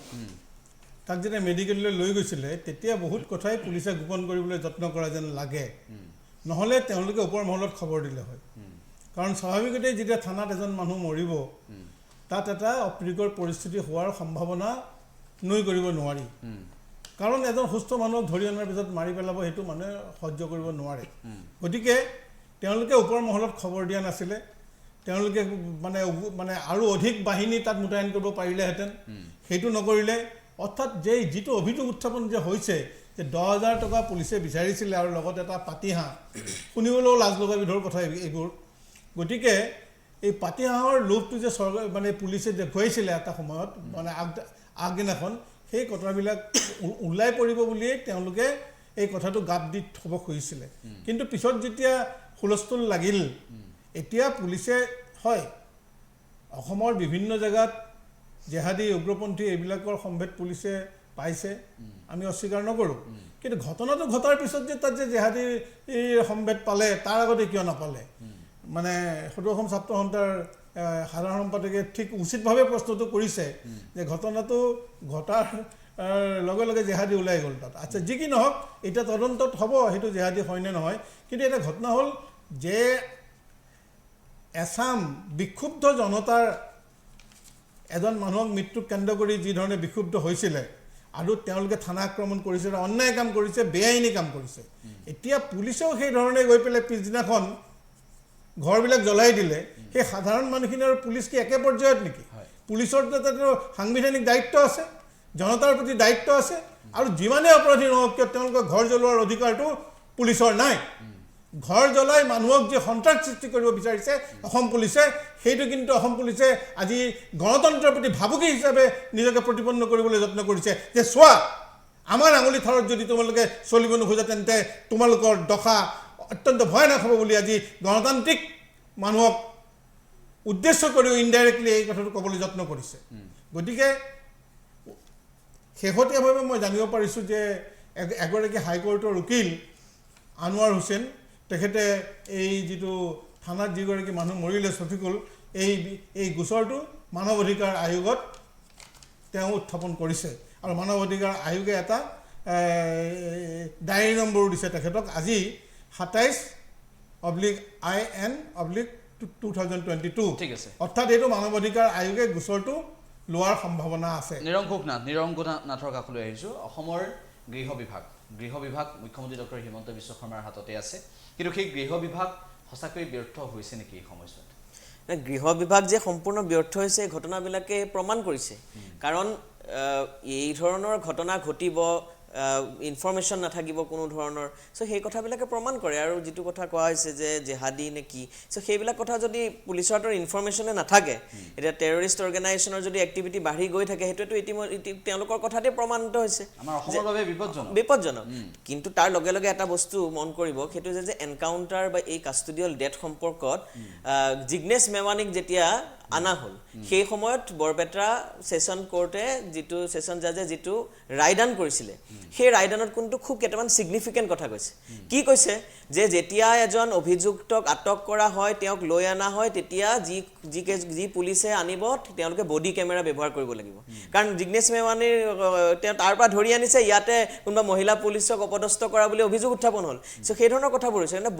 বডি কেমেৰা তেওঁলোকে ব্যৱহাৰ কৰিব লাগিব, তেওঁলোকৰ যি গাড়ী সেই গাড়ীত কেমেৰা থাকিব লাগিব, তেওঁলোকৰ থানাত কেমেৰা থাকিব লাগিব। কাৰণ কাষ্টডিয়েল ডেথ আৰু লগতে এই এনকাউণ্টাৰ ধৰণৰ ঘটনাবোৰ বাৰে বাৰে সংঘটিত হৈ আছে। এতিয়া ড্ৰাগছৰ বিৰুদ্ধে ব্যৱস্থা গ্ৰহণ কৰিছে, ঠিকে আছে, কিন্তু সেই কামটো কৰিবলৈ যাওঁতে আমি দেখা পালোঁ কি ধৰণৰ ঘটনা এটা নগাঁৱত হ'ল। নগাঁৱৰ ঘটনাটোৱেতো আমাৰ গোটেই চকু খুলি দিলে যে ড্ৰাগছৰ বিৰুদ্ধে অভিযান গ্ৰহণ কৰিছে, ঠিকে আছে, কিন্তু তাৰ লগে লগে এই পুলিচে যে আইন হাতত তুলি লোৱাৰ যিটো কাৰবাৰ, সেই পুলিচে আইন হাতত তুলি লোৱাটো আমি তাৰ বিৰুদ্ধে আমি মাত মাতিবই লাগিব। কাৰণ এই আদালতত অস্বীকাৰ কৰিছে। জুডিচিয়াৰী চিষ্টেমটো আমাৰ এটা ন্যায়িক ব্যৱস্থা আছে, সেই ন্যায় মানে কি বুলি কয় আইনৰ যিটো শাসন, সেই আইনৰ শাসনটো পুলিচে হাতত ল'ব নোৱাৰে নহয়। এখন জুডিচিয়াৰী আছে, তাৰ কামটো তেওঁলোকে কৰিব। সেইটো গণতন্ত্ৰৰ প্ৰতি কিন্তু চৰম এটা বিৰাট এটা ভয়ংকৰ পৰিণতি। আৰু তাৰ লগে লগে যেতিয়া এই ধৰণৰ ঘটনা এটা ঘটে, এতিয়া জেহাদীৰ কথাটো আজিয়ে পালে নেকি? এই যে জেহাদীৰ কথাটো হৈ আছে, জেহাদীৰ সম্পৰ্কত জেহাদীৰ বিৰুদ্ধে পদক্ষেপ গ্ৰহণ কৰক হোম মিনিষ্ট্ৰীয়ে, মুখ্যমন্ত্ৰী তাৰে নেতৃত্বত আছে, তেওঁলোকে পদক্ষেপ গ্ৰহণ কৰক। কিন্তু ঘটনাটোৰ অন্য দিশলৈ নিবলৈ কেৱল জেহাদীৰ কথা ক'লেই হ'বনে? তাৰ কাষ্টডিয়েল ডেথটোৰ সম্পৰ্কত কি ক'ব? সেইকাৰণে গোটেই বস্তুটোৰ আচলতে সঠিকভাৱে ন্যায়িক তদন্ত হ'ব লাগিব। আৰু এই সময়ত এই ধৰণৰ যিটো মানুহক আচলতে এই ধৰণে ইনষ্টিগেট কৰাৰ নিচিনা হ'ল যে তোতে যি কৰকৰ মানুহে যি মানে আমাৰ হাততে গোটেই ক্ষমতাটো আছে, পুলিচে নিজৰ গোটেই ক্ষমতা নিজৰ হাতত ৰাখি যিটো পাৱাৰ দেখুৱাবলৈ চেষ্টা কৰি আছে, সেইটো কেৱল পুলিচৰ ভুল নহয় যে আমি কেৱল খাকী পোচাকক ভুল দিম, তেনেকুৱা নহয়। সেইটো এটা খুব পদ্ধতিগতভাৱে এটা ৰাজনৈতিকভাৱে এটা কৰা এটা গেম প্লেন। কাৰণ সেই বস্তুটো কোনো ৰাজনৈতিক পৃষ্ঠপোষকতা নাথাকিলে, আজি হোম মিনিষ্ট্ৰীৰ পৰা গ্ৰীণ ছিগনেল নাথাকিলে, কোনো ৰাজনৈতিক পৃষ্ঠপোষকতা নাথাকিলে পুলিচৰ হাতত ইমান ক্ষমতা আহিব পাৰে নেকি? আজি কা আন্দোলনত নিৰীহ যুৱক আমাৰ ল'ৰা আমাৰ মাৰিলে, সেই তাৰ কি হ'ল, তাৰ ৰিজাল্ট কি হ'ল? তাৰ পুলিচৰ বিৰুদ্ধে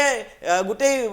ইনভেষ্টিগেশ্যন হয়, কি একশ্যন হ'ল? কাৰণ আমি জানো কা আন্দোলনত যিকেইজন নিৰীহ যুৱকক হত্যা কৰিলে তেওঁলোকৰতো কোনো ভুল নাছিলে। আৰু সেই গোটেই প্ৰক্ৰিয়াটো তদন্ত কৰি কি ব্যৱস্থা গ্ৰহণ কৰিলে পুলিচৰ বিৰুদ্ধে কাষ্টডিয়েল ডেথ বা এনকাউণ্টাৰ ক্ষেত্ৰত যেতিয়া পুলিচৰ ভুল থাকিব যিবিলাক কথা বহু সময়ত স্পষ্ট হৈ ওলাই আহিছে তেতিয়া যদি পুলিচৰ বিৰুদ্ধে যদি পদক্ষেপ গ্ৰহণ নকৰে স্বাভাৱিকতে জনতা ক্ষুব্ধ হ'ব সেইকাৰণে এটা সন্দেহৰ আৱৰ্তত গোটেই কথাবিলাক গুচি যায় সেইকাৰণে যিটো ঘটনা ঘটিছে এইটো আইন হাতত তুলি লৈছে জনতাই সেইটো কোনো কাৰণতে ভাল হোৱা নাই কিন্তু পুলিচৰ যিটো ভূমিকা আৰু পুলিচে এই ধৰণে যিটো সাহস পাইছে অসমত যে পুলিচ ৰাজ স্থাপন হৈছে সেই কথাটো এই বৰপেটা সেশন জাজে যিটো কথা কৈছিলে সেয়া বাস্তৱত হ'বলৈ গৈ আছে সেই কথা আমি সন্মুখত দেখা পাইছো ৰত্না সিং বাইদেউ যিখিনি কথা ইতিমধ্যে সকলোৱে ক'লে যে আৰক্ষীৰ যিটো পাৱাৰ সেই পাৱাৰক অপব্যৱহাৰ কৰা হৈছে নেকি যে পুলিচ কাষ্টডিত যেতিয়া পুলিচৰ জিম্মাত থাকোঁতে এগৰাকী লোকৰ মৃত্যু হয় তাৰ পৰৱৰ্তী সময়ত ৰাইজ বিক্ষুব্ধ হ'ব কিন্তু ৰাইজ বিক্ষুব্ধ হোৱাৰ সমান্তৰালভাৱে যিটো ঘটনা সংঘটিত হ'ল অত্যন্ত বেয়া ঘটনা সংঘটিত হ'ল থানা জ্বলাই দিয়াটো আৰু সেইসকলক ইতিমধ্যে গ্ৰেপ্তাৰো কৰিছে ইতিমধ্যে 22 জনক গ্ৰেপ্তাৰ কৰিছে আৰু তেওঁলোকৰ ক্ষেত্ৰত আৰক্ষীয়ে ব্যৱস্থা গ্ৰহণ কৰিব একেটা সময়তে ৰাজ্যৰ গৃহ বিভাগ সন্দৰ্ভত প্ৰশ্ন আহিছে যে মৌলবাদী শক্তি জড়িত আছে বুলি প্ৰশ্ন উত্থাপন আৰক্ষীয়ে মন্তব্য কৰিছে আৰু সেই একেটা সময়তে কৈছে যে যদিহে মৌলবাদী শক্তি জড়িত হৈ আছে তেনেহ'লে ইমান দিনে ৰাজ্যৰ চোৰাংচোৱাই কি কৰি আছিল এই কথাবোৰ ক'বলগীয়া আছে হয়তো ডেফিনেটলি এটা কথা ওলাইছে যেটো কাষ্টডিয়েল ডেথৰ ওপৰত মই ক'ব বিচাৰিছোঁ যে আজি বহুতে আজি মই শংকৰ বৰুৱা ডাঙৰীয়াৰ লগত মই একমত হৈছোঁ যে আমাৰ বস্তুখিনি ৰিভ্যাম্পিং কৰিব লাগিব আৰু বস্তুখিনি চলি আছে তদন্ত হৈ আছে ইনভেষ্টিগেশ্যন সব বস্তু হৈছে কিন্তু কাষ্টডিয়েল ডেথৰ ওপৰত যেতিয়া আমাৰ মেহেদী আলম ডাঙৰীয়াই কৈছে তো এইটোৰ ওপৰত মই অলপ টিপ্পনী কৰিব লাগিব অবজাৰভেশ্যন এটা কৰিব লাগিব কাৰণ মই যেতিয়া পঢ়ি আছিলোঁ the Asian centre for human rights তেওঁলোকে কৈছিলে এটা ৰিপৰ্ট দিছিলে যে ইউপিএ গভৰ্ণমেণ্ট আজি বিজেপিৰ ওপৰত আক্ষেপ আহিছে ফ্ৰম বিজেপি সাইডটো মই অলপ ক্লেৰিফিকেশ্যন দিবই লাগিব যে ইউপিএ গভৰ্ণমেণ্টৰ থাকোঁতে 41.66% ৰাইজ হৈছিলে কাষ্টডিয়েল ডেথছত আজি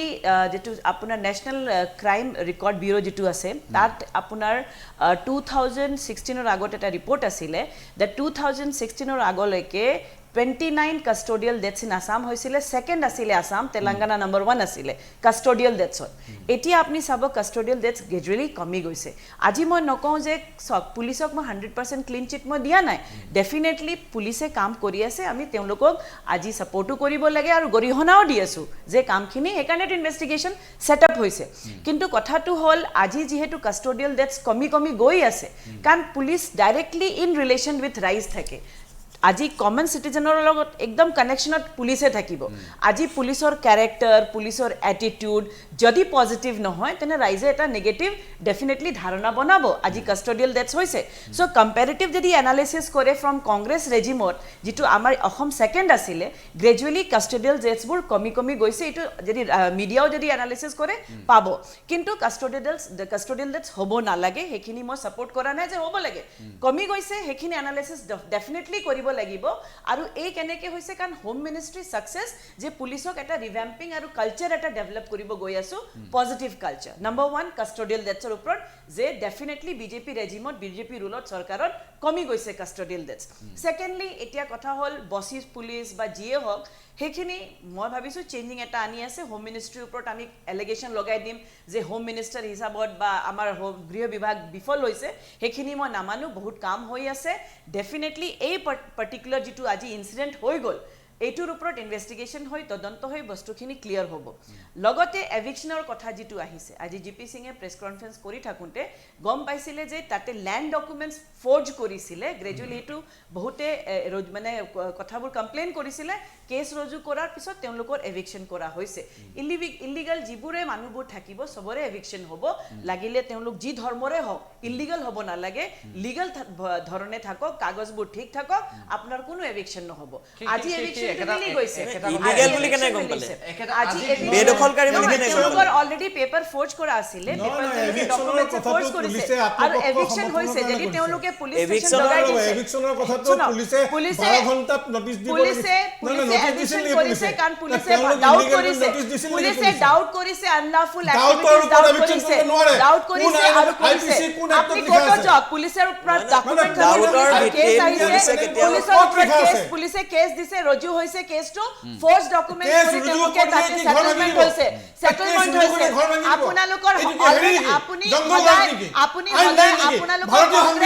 আপোনালোকৰ কংগ্ৰেছ সদায় আনলাফুল এক্টিভিটিজক সাপোৰ্ট কৰে আপুনি সাপোৰ্ট কৰে আপোনালোকৰ কংগ্ৰেছ সদায় আনলাফুল এক্টিভিটিজ সাপোৰ্ট কৰে আপোনালোক ধৰ্মীয় মেৰুদণ্ডীয়কৰণ কৰে, আপোনালোক পলাৰাইজেশ্যন কৰে। আজি আমি কোনো পৰ্যায়ত কৰা নাই, আজি আমি কোনো পদ্ধতি কৰা নাই, আপোনালোক কৰে। আপোনালোক আজিলৈকে আমি কোনো দিনে কোৱা নাই, আমি কোনো দিনে এইটো কথা কোৱা নাই, আমি কোনো দিনে এইটো কোৱা নাই। কাষ্টডিয়েল ডেথ ইনভেষ্টিগেশ্যন হ'ব, মব জ্বলোৱা পুলিচ ষ্টেচনক জ্বলাইছে তাতেও ইনভেষ্টিগেশ্যন হ'ব, কিন্তু আজি এভিকশ্যন হৈছে, এভিকশ্যন আছে, এভিকশ্যন হৈছে, এভিকশ্যন কি অধিকাৰ নাই, অধিকাৰ পুলিচে তদন্ত কৰি আছে, কোৰ্ট আছে, সব চাব, আপুনি কোৰ্টলৈ যাওক। আৰু এভিকশ্যন হৈছে, যিবোৰ ইলিগেল হ'ব তেওঁলোকৰ এভিকশ্যন হ'ব, যিবোৰ ইলিগেল অসমত আছে তেওঁলোকৰ এভিকশ্যন হ'ব। আপোনাৰ কষ্ট হ'ব, আপুনি কালি লাগিব, কোনো লাভ নাই। যিবোৰ ইলিগেল আছে তেওঁলোকৰ এভিকশ্যন হ'ব,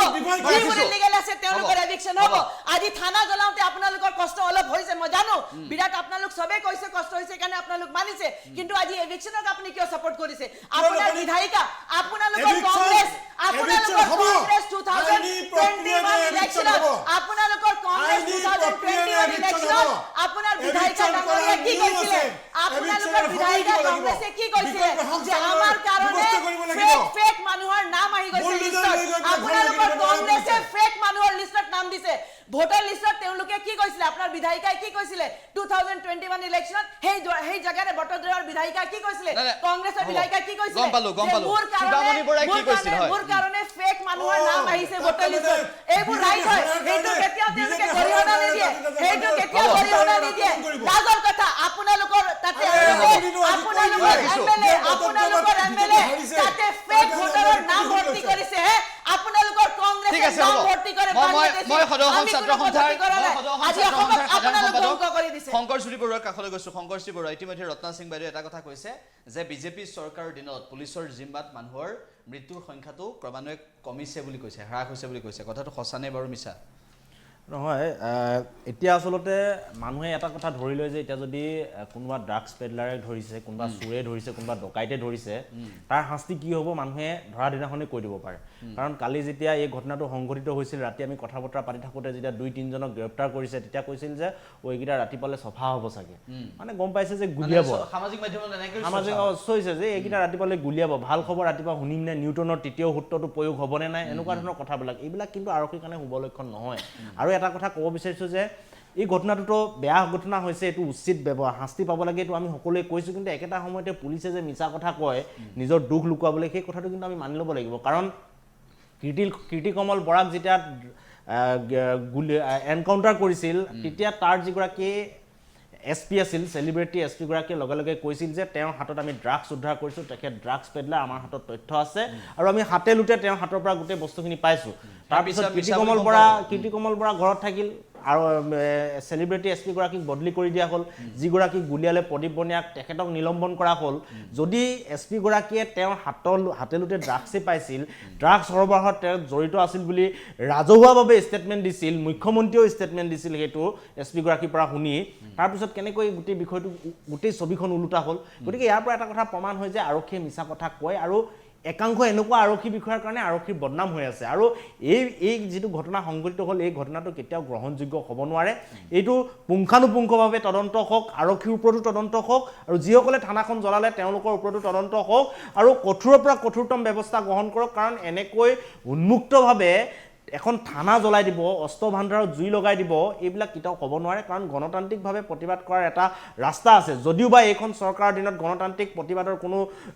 মূল্য নাই বা তেখেতসকলে গুৰুত্ব নিদিয়ে, তথাপিও আমি কিন্তু গণতান্ত্ৰিক ব্যৱস্থাৰ ওপৰত বিশ্বাস ৰাখিব লাগিব। কাৰণ গণতন্ত্ৰৰ এদিন সদায় জয় হ'বই। কোনোবাই মষিমূৰ কৰিম বুলি ভাবিছে, ক্ষমতাত থকা দিনকেইটাত মষিমূৰ কৰিব পাৰিব, তাৰপিছত আকৌ গণতান্ত্ৰিক ব্যৱস্থাটো সুশাসন ঘূৰি আহিব। মই নিৰংকুশ নাথাকো, এই কথাখিনি মই কৈছোঁ। মই নিৰংকুশ নাথাকো, এটা কথা সুধিব বিচাৰিছোঁ যে ভাৰতবৰ্ষৰ যিখন আইন ব্যৱস্থা, তাত নিৰ্দিষ্টভাৱে উল্লেখ আছে, বেআইনীভাৱে কোনোবাই যদি মাটি দখল কৰে, চৰকাৰী মাটি, তেওঁক নটিচ দি উচ্ছেদ কৰিব লাগিব আৰু তেওঁক তাৰ পৰা স্থানান্তৰ হোৱাৰ বাবে সময় দিব লাগিব। এই গোটেই প্ৰক্ৰিয়াটো দেখা গৈছে যে এই চৰকাৰখন অহাৰ পিছত যিমানবোৰ উচ্ছেদ হৈছে, এই যোৱা আজি কেইদিনমান আগতে গুৱাহাটীতো সেইটো উচ্ছেদ হৈছে, এই সকলো উচ্ছেদৰ ক্ষেত্ৰত চৰকাৰে কিন্তু আইনমতে উচ্ছেদ কৰিবলৈ বিচৰা নাই। গতিকে এই বেআইনী উচ্ছেদৰ কথাটোত ৰাইজে মাত মাতিবই মই এইকাৰণে মানুহে নল'ব এইকাৰণে মাত মাতিব যে সময় দিয়া হওক তেওঁলোকক উঠি যাবলৈ সময় দিয়া হওক ঘৰ দুৱাৰ ভাঙি ল'ৰা ছোৱালীৰ কিতাপ পত্ৰ নষ্ট কৰি দিয়াৰ অধিকাৰ শিশু মহিলা বৃদ্ধ এই ধৰণে অপদস্থ কৰাৰ অধিকাৰ চৰকাৰ হ'ল বুলিয়েই তেওঁলোকে জোৰ কৰি আদায় কৰি ল'ব নোৱাৰে কাৰণ দেয়াৰ ইজ এ কনষ্টিটিউশ্যন মই নিৰংকুশ নাথ ডাঙৰীয়াক সুধিব বিচাৰিছোঁ যিটো কথা ইতিমধ্যে মই শংকৰজ্যোতি বৰুৱাক সুধিছিলোঁ আছুৰ সাধাৰণ সম্পাদকগৰাকীক সুধিছিলোঁ যে সঁচাকৈ বিজেপিৰ দিনত হ্ৰাস পাইছে নেকি যে পুলিচৰ জিম্মাত মানুহৰ মৃত্যুৰ সংখ্যাটো নাই এটা ৰিপৰ্টটো স্পষ্টভাৱে ওলাইছে যে ডক্টৰ হিমন্ত বিশ্ব শৰ্মা ক্ষমতালৈ অহাৰ পিছত আমাৰ এনকাউণ্টাৰৰ কেছ বৃদ্ধি হৈছে চ' এইটো এটা জল পটপটকৈ অসমৰ ক্ষেত্ৰত এইটো কথা স্পষ্ট আৰু তাৰ লগে লগে যিটো এই এভিকশ্যনৰ প্ৰশ্নটো আহিছে তে এভিকশ্যনৰ প্ৰশ্নটো এটা খুব মানে এইটো আক্ৰোশমূলক যিটো ঘটনা আজি ঘটিছে এইটোতো আক্ৰোশমূলক দেশকৈ যে আমাৰ মতে নচলিলে আমি সকলো শেষ কৰি দিম ঘৰ বাৰী সব তহিলং কৰি দিম আৰু এভিকশ্যন যি ধৰণে অসমত বৰ্তমান হৈ আছে আমি চাওক ধলপুৰৰ যিটো ঘটনা আমি আজি পাহৰিব পাৰোঁ নেকি এই যি ধৰণে তাতে উন্মাদ এটা নৃত্য হ'ল এজন মৃত মানুহৰ ওপৰত আৰক্ষীৰ সন্মুখতে সেইবিলাকতো ইতিহাসত লিপিবদ্ধ হৈছে আজি যিমানেই ইলিগেল এনক্ৰোচাৰ্ছ বুলি নকওক কিয় তাৰ এটা পদ্ধতি আছে গোটেইখিনি আইনমতে হ'ব আজি কি অবৈধ বিদেশী অবৈধ বেদখলকাৰী বুলি নকওক কিয় সেইবোৰ এটা পদ্ধতিগতভাৱে যাব অবৈধ হয় নে নহয় তাৰ কাৰণে সিদ্ধান্ত লোৱাৰ কাৰণে এটা প্ৰক্ৰিয়া আছে সেই প্ৰক্ৰিয়া সকলো প্ৰক্ৰিয়া মখিমূৰ কৰি নিজৰ ময়মতালি মতে মানুহক বিদেশী সজায় মানুহক বেদখলকাৰী সজায় আজি যি ধৰণে উচ্ছেদ চলি আছে আমি দেখা পাইছোঁ চৌদিশে আৰু যি ধৰণে ঢলপুৰত চলিলে আজি আমি দেখা পাইছোঁ কি ধৰণে শিলখাকুত চলিছে আৰু মুঠতে এটা পুলিচ ৰাজৰ যিটো কাৰবাৰ সেই পুলিচ ৰাজৰ বিৰুদ্ধে সকলো সচেতন নাগৰিকে সকলোৱে মাত মাতিব লাগিব কাৰণ গণতন্ত্ৰৰ প্ৰতি যিটো বিপদ হৈছে সেই বিপদটো যদি আজি বেলেগৰ পিনে গৈছে সেই কাৰপাত সেইডাল কিন্তু পুনৰ মোৰ ফালেই ঘূৰি আহিব কাৰণ সকলোৱে ইয়াৰ বিৰুদ্ধে আমি মাত মাতিব লাগিব ঠিক সেইদৰে আজি জেহাদীৰ যিটো প্ৰশ্ন আহিছে আজি এখন চৰকাৰে অসমত হিন্দু মুছলমান সেই ধৰ্মৰ ৰাজনীতিটো তেওঁলোকে কৰি আছে তেওঁলোকে আমি দেখা পালোঁ সভ্যতাৰ যুঁজৰ কথা কয় 65 ভাৰ্চেছ 35% হিন্দু মুছলমানৰ এটা ৰাজনীতি সভ্যতাৰ যুঁজৰ কথা কয় অসমখন যদি হিমন্ত বিশ্ব শৰ্মাই কোৱাৰ দৰে যদি দেশৰ 5খন উন্নত ৰাজ্যৰ ভিতৰত থাকিব লাগে সেই ধৰণে এই ৰাজনীতি কৰি থাকিলে হ'ব নেকি আজি কাৰোবাক অবৈধ বিদেশী বুলি কৈ দিব অবৈধ বাংলাদেশী বুলি কৈ দিব চ' সেই ধৰণৰ টেগ মাৰি পেলাই এটা ৰাজনীতি চলি আছে সেই ৰাজনীতিটোৱে কিন্তু অসমৰ ক্ষতি কৰিব আৰু গণতান্ত্ৰিক পৰিৱেশটো বিনষ্ট কৰিব এই সমগ্ৰ ঘটনাৰ তদন্ত হওক যি দোষীয়ে শাস্তি পাওক যিসকলে থানা জ্বলাইছে তেওঁলোকৰ বিৰুদ্ধে একশ্যন হওক যি পুলিচ বিষয়াই এই ধৰণে 10,000 টকা বিচাৰিছে হাঁহ এটা বিচাৰিছে তেওঁ যি ধৰণে গোটেই কাৰবাৰটো কৰিলে তেওঁৰ বিৰুদ্ধে একশ্যন হওক আজি যি ধৰণে কাষ্টডিয়েল ডেথ হ'ল সেই কাষ্টডিয়েল ডেথৰ সম্পূৰ্ণ ইনভেষ্টিগেশ্যন হওক আজি সেই গোটেই এই পুলিচ ৰাজটো কেৱল পুলিচৰ কথা নহয় ই ৰাজনীতিটোৰ লগত জড়িত যিটো এটা অশুভ ৰাজনীতি চলি আছে যিটো এটা সাম্প্ৰদায়িক ৰাজনীতি চলি আছে যিটো এটা উন্নয়ন বিৰোধী কাৰণ আল্টিমেট শেষত গৈ কোনো ধৰণৰ উন্নয়ন হ'ব নোৱাৰে কাৰণ এই যেতিয়া গণতান্ত্ৰিক পৰিৱেশটো বিনষ্ট হ'ব তেতিয়া স্বাভাৱিকতে উন্নয়নে বাধা পাব সেইকাৰণে এই ধৰণৰ মানুহক গোটেই কাৰবাৰটো আচলতে গোটেই কথাখিনি শুনিলে কথাটো কৈ আছোঁ যিটো অলৰেডি ইনভেষ্টিগেশ্যনৰ হৈ গ'ল ইনভেষ্টিগেশ্যনৰ কামখিনি চলি আছে তদন্ত হ'ব ৰিপৰ্টখিনি আহিব আমি প্ৰথম ষ্টাৰ্টিংটো এইটো দিয়ে হ'ল কিন্তু কথাটো বহুত হ'ল যে টেগ লাগি গৈছে 65 ভাৰ্চেছ 35 কোনো টেগ লৈ আমি বিজেপি গভৰ্ণমেণ্টে কাম নকৰে কাৰণ বিজেপি গভৰ্ণমেণ্ট উন্নয়নমূলকে কাম কৰি আছোঁ আৰু আমি আগবাঢ়ি গৈ আছোঁ ৰাইজৰ সঁহাৰি পাইছোঁ নহ'লে ছেকেণ্ড টাৰ্মত আমি কেতিয়াও নাহিম ডেফিনেটলি অপজিশ্যনছ আছে ডেফিনেটলি বহুত ছেকশ্যনছ আছে তেওঁলোকৰ নিজৰ অপিনিয়ন থাকিব সেইটো কেতিয়াও আমি এইটো নাকচ কৰিব নোৱাৰোঁ তেওঁৰ অপিনিয়ন আছে মিষ্টাৰ নাথৰ অপিনিয়ন আছে মেহদি আলম ডাঙৰীয়াৰটো বহুত পুৰণা অপিনিয়ন আছে তেওঁলোকৰ অপিনিয়ন আছে এতিয়াতো মতিও নাই গতি নাই কথাও নাই আৰু মই ক'বলৈ নিবিচাৰোঁ আৰু ডেফিনেটলি শংকৰ বৰুৱা ডাঙৰীয়াৰ কথাবোৰ ৰিয়েলি মই এগ্ৰি কৰিছোঁ যে ৰিভেম্পিং হ'ব লাগিব ভালকৈ হ'ব লাগিব আৰু আমাৰ কোনো পদ্ধতি তেওঁলোকে বাচি যাব নালাগে ডেফিনেটলি এগ্ৰি কৰিছোঁ বাট চাওক ৰাইজৰটো এটা অপিনিয়ন থাকিবই আমি তেওঁলোকক নিগেটিভ বুলি নকওঁ কিন্তু কথা হ'ল বিজেপিয়ে এটা গুড গভৰ্নেন্সৰ কাম কৰি আছে বিজেপি আজি উন্নয়নমূলকে কাম কৰিছে ডেভেলপমেণ্ট হৈছে আৰু ডেফিনেটলি ডেভেলপমেণ্টেই আমাৰ এইম হয় তাতকৈ বাহিৰত আৰু মই ক'ব বিচৰা নাই আমি ধৰ্মীয় মেৰুদণ্ডীয় কৰা ৰাজনীতি আমি নকৰোঁ আমি কমিউনেলাইজেশ্যন নকৰোঁ পলাৰাইজেশ্যন নকৰোঁ আৰু ডেফিনেটলি সেইকাৰণে ৰাইজে সঁহাৰি পাইছে আমাক সঁহাৰি দিছে আমি টাৰ্মত কেন্দ্ৰতো আমি চৰকাৰ বনাইছোঁ ইয়াতেও আমি চৰকাৰ বনাই আছোঁ আৰু ইয়াতেও ভালকে এতিয়া মেডিয়া নম্বৰ recent ডাঙৰীয়া, election শেষত হৈছে। কি ক'ব? এতিয়া শেষত। এইখিনি মই ক'ব বিচাৰিছো যে ৰাইজে আমাৰ লগত কানেক্ট কৰিছে বাকি পাৰ্টিৰ লগত ৰাইজৰ কি কানেকশ্যন আছে ৰাইজে নিজে জানে পাৰ্টিবোৰো নিজে জানে তেওঁলোকৰ কি অৱস্থা হৈছে কাউন্সিল ইলেকশ্যন যেতিয়া জাষ্ট ৰিসেন্টলি কাউন্সিল ইলেকশ্যন হৈ গৈছে কৰ্পোৰেচন ইলেকশ্যন তাতে কি অৱস্থা আছে কংগ্ৰেছৰ তেওঁলোকো ঠিক আছে, জানে এইখিনি So, আমি এইখিনি নাযাওঁ মই ক'ব এতিয়া। বিচৰা নাই ডেফিনেটলি তদন্ত হৈছে শাস্তি পাব যোনে দুখী মেডিয়া আছে। নম্বৰ ডাঙৰীয়া শেষত কি ক'ব আজি বিচাৰিব সমগ্ৰ ভাৰতবৰ্ষ যদি চলে বলে কৌশলে যি ধৰণৰ এটা ৰাজনীতি আৰম্ভ হৈছে অসহিষ্ণুতাৰ ৰাজনীতি সাম্প্ৰদায়িক ৰাজনীতি আৰু ধৰ্মীয় মেৰুকৰণৰ ৰাজনীতি এইটো মই কোৱা কথা নহয় সমগ্ৰ ভাৰতবৰ্ষৰ বৌদ্ধিক মহলে কৈছে আৰু আজি যি গণতন্ত্ৰক টেটু চেপি ধৰাৰ যিটো প্ৰক্ৰিয়া চলিছে তাৰ মাজত কেৱল ইলেকশ্যন জিকিলেই ৰাইজে যে সম্পূৰ্ণ সমৰ্থন দিয়ে সেইটোও নহয় যে আজি তেওঁলোকে এইবিলাক স্কিম উঠাই দিয়কচোন যিবোৰ মানে বেনিফিচিয়াৰী স্কিম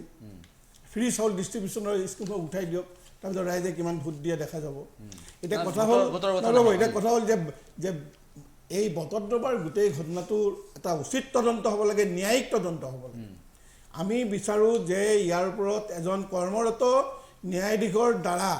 গোটেই ঘটনাটো মানে নিৰপেক্ষভাৱে তদন্ত হওক আৰু সেই তদন্তৰ ৰিপৰ্টত যি ৰিপৰ্ট আহিব সেইমতে চৰকাৰে ব্যৱস্থা গ্ৰহণ কৰিব লাগে ঠিক আছে শংকৰ জ্যোতি বৰুৱা শেষত কি ক'ব এই ঘটনাটোৰ এটা উচিত তদন্ত হওক ন্যায়িক তদন্ত হওক আৰু দুইটা পক্ষ সমানে তদন্ত কৰক আৰু থানা জ্বলোৱাৰ যিটো কেছ সেই কেছটোত যিসকল জড়িত আছে উচিত শাস্তি পাবই লাগিব আৰু ইয়াৰ লগে লগে গৃহ বিভাগ মুখ্যমন্ত্ৰী ডাঙৰীয়াক অনুৰোধ জনাইছোঁ ডিজিপি ডাঙৰীয়াক অনুৰোধ জনাইছোঁ আৰক্ষীৰ একাংশ বিষয়াৰ কাৰণে যে গোটেই আৰক্ষী বিভাগটো যে যি বদনাম হৈ আছে তাৰ কাৰণে যিখিনি সংস্কাৰৰ প্ৰয়োজন আছে সেই সংস্কাৰখিনি ব্যৱস্থা কৰক আৰু আহি থাকিবলগীয়া দিনত মুখ্যমন্ত্ৰী ডিজিপিয়ে কোৱাৰ দৰে পুলিচে জনসাধাৰণৰ লগত জনতাৰ হিতৰ কাৰণে আৰু যিটো সম্পৰ্ক সেই সম্পৰ্কটো মধুৰ কৰক তিক্ততাপূৰ্ণ যিখিনি আছে সেইখিনি নাইকিয়া কৰক আৰু তাৰ কাৰণে কি ব্যৱস্থা গ্ৰহণ কৰিব লাগিব সেই কথা বতৰাবিলাক আলোচনা কৰক আলোচনা কৰি ব্যৱস্থা গ্ৰহণ কৰক আৰু অসমত সকলো এটা সুশাসন বিচাৰে আৰু এইদৰে জেহাদী অল কায়দাৰ এই যি গোটবিলাকে অসমত বাহৰ পাতি ঘৰ বনাই এতিয়া আক্ৰমণ কৰিব লৈছে এইবিলাক কিন্তু অসমৰ কাৰণে ভয়াৱহ অসমৰ নিৰাপত্তাৰ কাৰণে ভয়াৱহ গতিকে চোৰাংচোৰা গৃহ বিভাগে ইয়াৰ কাৰণে সুচাৰুৰূপে দায়িত্ব পালন কৰক আৰু এনেকুৱা ধৰণৰ যিবিলাক থ্ৰেটেনিং আছে তাৰ কাৰণে কি ব্যৱস্থা গ্ৰহণ কৰিব আৰু জনসাধাৰণক আশ্বস্ত হ'ব পৰাকৈ তেখেতসকলে বক্তব্য ৰাখক আৰু ইয়াৰ কাৰণে ব্যৱস্থা গ্ৰহণ মন্তব্য সমগ্ৰ ঘটনাৰ গোটেই ঘটনাৰ তদন্ত হ'ব লাগে আৰু দুখীয়া উচিত শাস্তি পাব লাগে কিন্তু তাৰ লগে লগে এই যিটো মানে আপোনাৰ এই কাষ্টডিয়েল ডেথ যি ধৰণৰ হৈছে অসমত সেই গোটেই ঘটনাবিলাকৰ আজি এই ঘটনাটোৰ আলম লৈ মই একদম কা আন্দোলনৰ পৰা গোটেই আৰম্ভ কৰি এই গোটেইখিনি আচলতে তদন্ত হ'ব লাগে আৰু সঠিকভাৱে তাতে যি দোষী আছে সেই দোষীক শাস্তি প্ৰদান কৰিব লাগে পুলিচ ৰাজ অসমত নচলিব এয়া গণতন্ত্ৰৰ কাৰণে কোনো কাৰণতে শুভ নহয় এই ধৰণৰ যদি কাৰবাৰ চলি থাকে অসমত সন্ত্ৰাসবাদীৰ সংগঠন আৰু বৃদ্ধি হ'ব কাৰণ অসমত এটা আক্ৰোশমূলক ৰাজনীতি আৰম্ভ হৈছে আৰু এই আক্ৰোশমূলক ৰাজনীতি এটা সাম্প্ৰদায়িক ৰাজনীতি হৈছে আৰু এই সাম্প্ৰদায়িক ৰাজনীতিটোৱে ভৱিষ্যতে অসমত সন্ত্ৰাসবাদ বৃদ্ধি কৰাত আচলতে পানী যোগাব এই সাম্প্ৰদায়িক ৰাজনীতি কিন্তু চৰকাৰৰ পৰা আৰম্ভ হৈছে চৰকাৰে এই ৰাজনীতি বন্ধ কৰিব লাগিব আৰু চৰকাৰে নিজে যেটো পুলিচৰ জৰিয়তে যেটো পুলিচ তন্ত্ৰ স্থাপন কৰিছে সেই পুলিচ তন্ত্ৰৰ অৱসান ঘটাই তাতে আইনৰ শাসন আচলতে স্থাপন হ'ব লাগিব গণতান্ত্ৰিক কুঠাৰঘাট যেনেদৰে কোনেও সহ্য নকৰে সাংবিধানিক কুঠাৰঘাট যেনেদৰে কোনেও সহ্য নকৰে তেনেদৰে আৰক্ষী থানা জ্বলাই দিয়া কাৰ্যও কোনেও কোনো কাৰণতে মানি ল'ব নোৱাৰে গতিকে এই সময়ছোৱাত অসমখনক অস্থিৰ কৰাৰ যিবোৰ শক্তি আছে সেই শক্তিক চৰকাৰে তথা আৰক্ষী বিভাগে গৃহ বিভাগে বিচাৰি উলিয়াওক ঠিক আছে ইয়াত কোন শক্তি জড়িত কোন মৌলবাদী শক্তি জড়িত হৈ আছে সেই ক্ষেত্ৰত তদন্ত হোক কিন্তু তদন্তৰ নামত এনেকুৱা হ'ব নালাগে যাতে নিৰীহ হয় শাস্তি পায় অনুষ্ঠানত অংশগ্ৰহণ কৰা আটাইকেইগৰাকী অতিথিক ধন্যবাদ জ্ঞাপন কৰিছোঁ আৰু মই সমুজ্জ্বল দত্তই যুক্তিবাদৰ পৰা বিদায় লৈছোঁ ধন্যবাদ